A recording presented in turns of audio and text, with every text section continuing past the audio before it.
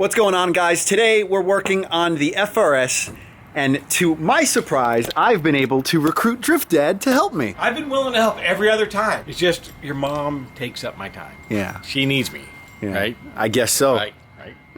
No, not that way. Well, regardless, it's nice to have your help because there's a lot of things we need to do to this FRS. I told you, whatever you need. Whatever you need. First off, we need to probably just clean up the car a little bit. I know you started getting all of the leaves out of it. I mean, it's pollen season already here in Florida, and I did wash the car not too long ago, only for it to get completely dirty again. But for today, I think what I can have you do, you need to help me get that exhaust on. You boss me around. No.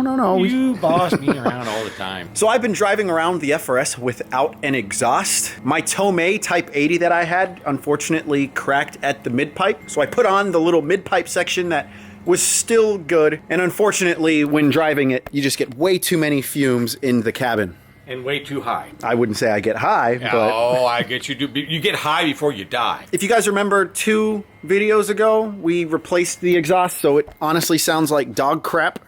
Isn't that right, Nacho? But I'm gonna be happy to get this on, mainly for it to sound better and to be more daily drivable, even though you can't really call a car with a cage that daily drivable. Anyways, let's get to it. First, though, we need to clean up all of this dirt off the exhaust. Yeah, Javier was a dirty person.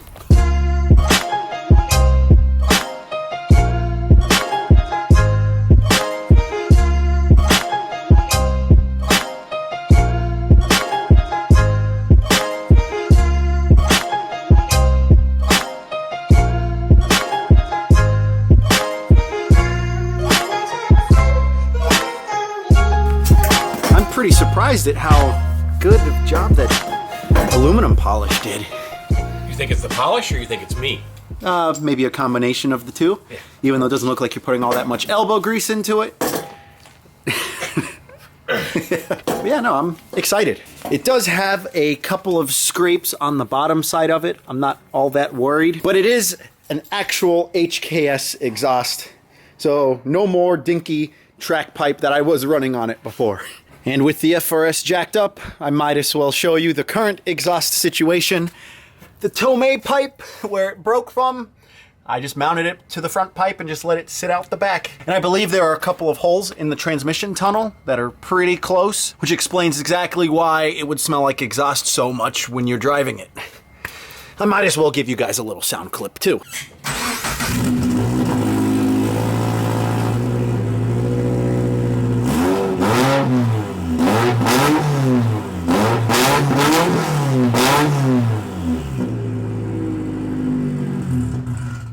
So yeah, it doesn't sound all that great, but for what it was, being a drift-only car, even though it never gets drifted, I think it sounds fine enough. But with the plans that I want to take with this car, might as well put a nice exhaust on it. I already know you think it sounds like crap. Sounds like you farted. Well, no fart can, but I guess maybe you could call that a fart cannon.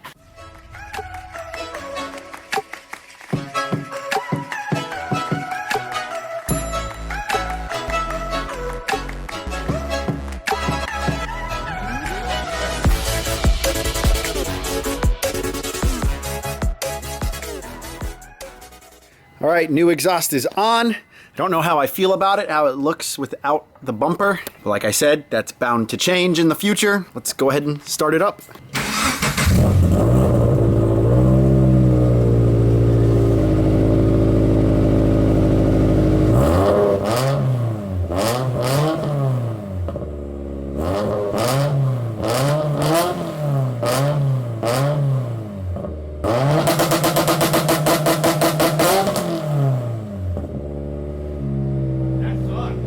All right, well, I have an exhaust on it now. It doesn't sound all that great, given the manifold on the turbo kit is equal length. I think if I might have gone with an unequal length option, I would get that Subi rumble that everyone likes. But for now, I'm happy with it. At least I can drive around town and not have to worry about getting hot. Getting what? Getting high, like you said. Oh, okay, yeah. That's, There's bad things and good things about that. Yeah, just bad things. Don't try to say it any other ways. Okay, all right. Now, you might be wondering why I have the tail light removed. I had a lot of water get inside, and you can see that I've drained the majority of it. There's still a little bit of residual in it, but it unfortunately has stained the inside of the tail light. So I'll probably be on the market for the 2017 plus rear tail lights. These crystallized are nice, but now that it's stained, might as well just sell them, get some type of money for them. I don't know. Next up on the agenda, we have to take out the headlights and the front fenders. The headlights themselves have just seen way too much weather. They're starting to crack, I guess, in the clear coat, so I need to do a polish or buff on those. And then for the fenders, no more Rocket Bunny. We just got to remove them. I have OEM silver fenders that we need to put on that are up in the attic, so I have to be a monkey and go up in there. But for now, just got to take off these fenders.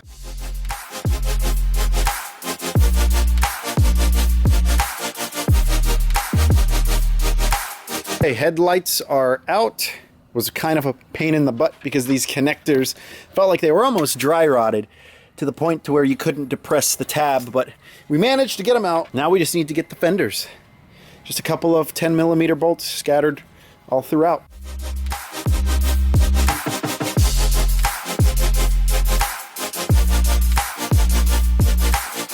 Well, it was a race against time because it's sprinkling and it's about to rain, but we got both of the fenders on.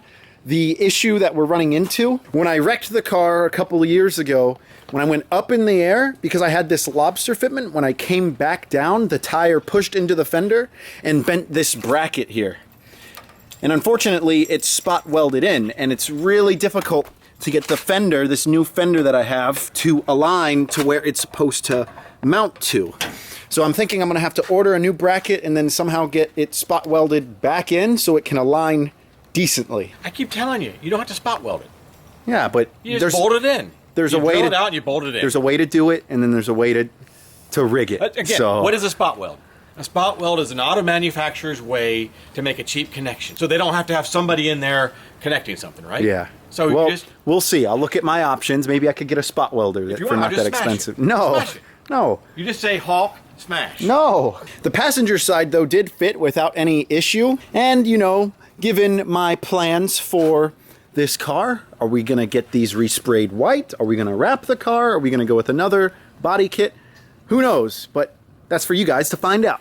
All right, it's the following weekend. I've been working on the FRS all day. I managed to pick up a new frame piece from a local Toyota dealership so we can get our fender fitment on point. I already test fitted the fender. It lines up a lot better right on the bracket point where it mounts. It was kind of annoying because you have to take some spot welds out with a drill. And because we don't have a spot welder, we're just going to take Drift Dad's advice and get some bolts and just thread them through all of the holes that I've drilled. I've also picked up another spare FRS rear bumper. I did have this one that I picked up off of a local guy for 50 bucks, and it didn't have any damage on it, but my stupid self decided to do a pull on the highway only to have the bumper fly off and skid across the road. It sucks because this is the exact paint code of the FRS, but because I don't think I'm going to be staying with this color, completely fine to just throw on a new OEM bumper.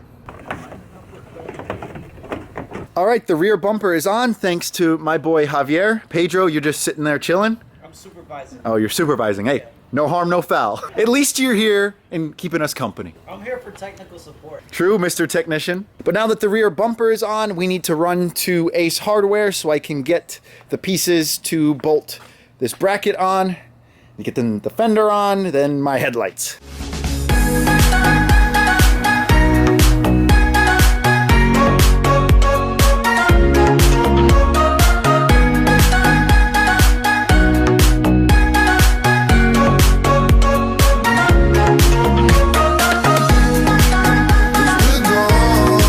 All right, headlights and fenders are on. Thanks to Mikey, he's helped me clean out the engine bay. Less dirty. The headlight is fitting much better than it was before. We had to play with it a little bit to get the fender alignment just right, and you can see it's not perfect, but definitely putting in that new bracket is helping. I also want to reroute my oil cooler. I don't know where I'll put it, probably tuck it somewhere, maybe where the old windshield wiper reservoir went, but having it in front of the intercooler is just you know, not helping for actual intercooling to be happening. And then overall, you know, in the next video, I think you guys are gonna get a good feel for what we're doing to this car.